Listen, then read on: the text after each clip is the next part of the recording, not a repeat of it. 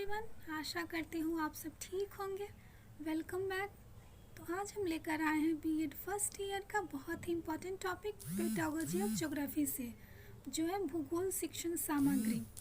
तो आइए देख लेते हैं इस टॉपिक को हम किस तरह कवर कर सकते हैं। भूगोल शिक्षण के लिए निम्नलिखित शिक्षण सामग्री की आवश्यकता होती है। इसे दो भाग में बांटा गया है। पहला है कठोर उपागम यानी हार्ड अप्रोच और दूसरा है कोमल उपागम यानी सॉफ्ट अप्रोच। कठोर उपागम में निम्न सामग्री आते हैं: दृश्य सामग्री, जिसमें फिल्म, दूरदर्शन, प्रोजेक्टर्स, कंप्यूटर्स आदि आते हैं। उसके बाद है श्रव्य सामग्री, जिसमें रेडियो, टेप रिकॉर्डर, शिक्षण मशीन आते हैं। कोमल उपागम में निम्न सामग्री आते हैं: ग्राफिक्स, चित्र, आर्ट, चार्ट, ग्राफ, मानचित्र, पोस्टर्स, एटलस, आरेख, कार्टन्स, फोटोग्राफ्स इत्यादि। उसके बाद है प्रदर्शन, जिसमें बुलेटिन बोर्ड, सूचना आरेख, चित्र, चार्ट एवं पोस्टर्स आते हैं। उसके बाद है त्रिआयामी यानी प्रतिमान, मॉडल्स, वास्तविक पदार्थ, नमूने, ग्लोब आदि। अब देखते हैं दृश्य प्रतीक यानी विजुअल सिंबल, जिसमें आते हैं मॉडल्स। यह किसी भौगोलिक तथ्यात्मक वस्तु का प्रतीक होता है जो त्रिआयामी विशेषता रखता है। धरातल के मॉडल बनाने का आकार तथा नाप का विशेष ध्यान रखना चाहिए, क्योंकि पैमाने के अंतर के कारण छात्रों को भ्रम हो सकता है। रेत, मिट्टी, प्लास्टिक, आटा, नमक आदि भूगोल कक्ष में रखना चाहिए। उसके बाद है रेखा चित्र। यह भौगोलिक बातों को दिखाने के मुख्य साधन है। रेखा चित्र बहुधा विशिष्ट उद्देश्यों को ध्यान में रखकर खींचे जाते हैं। वे बहुधा भौगोलिक संबंधों को दिखाने के लिए उपयोग किए जाते हैं।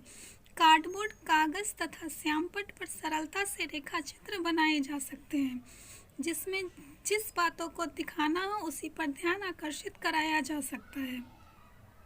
अगला है चार्ट।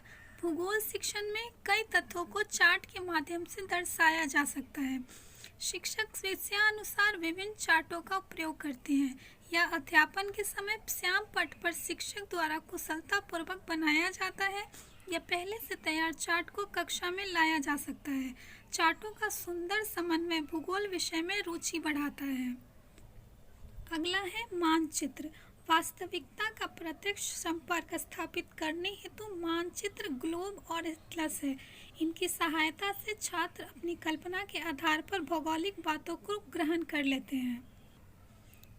आगे देखते हैं एटलस। यह भूगोल के छात्रों के लिए स्वाध्याय का कोर्स है, जिसका अवकाश के समय में अध्ययन कर विश्व का अमूल्य ज्ञान प्राप्त कर सकता है। इसमें पृथ्वी की उत्पत्ति, वर्षा, तापमान, जलवायु, पर्वत, पठार, नदियाँ, समुद्र, झील, मैदान, उद्योग, जनसंख्या आदि की जानकारी प्राप्त होती है। अगला है ग्लोब। पृथ्वी की आकृति की प्रतिमूर्ति ग्लोब है। अनेक भौगोलिक संबंधों का उचित अध्यापन ग्लोब द्वारा ही होता है। इसके अंतर्गत भौतिक ग्लोब, राजनीतिक ग्लोब, प्रारूपीय ग्लोब और जाल ग्लोब आते हैं। प्रोजेक्टर, ये भी दो प्रकार के होते हैं। पहला है ओवरहेड प्रोजेक्टर और दूसरा है स्लाइड प्रोजेक्टर। अब देख लेते हैं शिक्षण मशीन के बारे में। बीएफ स्किनर ने सर्वप्रथम शिक्षण मशीन का प्रयोग किया था, जिसमें छात्रों को मशीन के माध्यम से बाह्य अनुक्रिया करने के आसान दिए थे। विद्यार्थी अनुक्रिया की पुष्टि मशीन द्वारा ही करते हैं। यह मशीन भूगोल शिक्षण में काफ़ी उपयोगी है।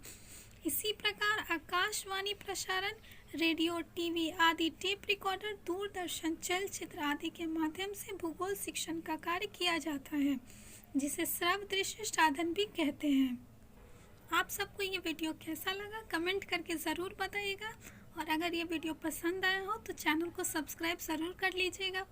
मिलते हैं जल्दी एक नए वीडियो में। Thank you.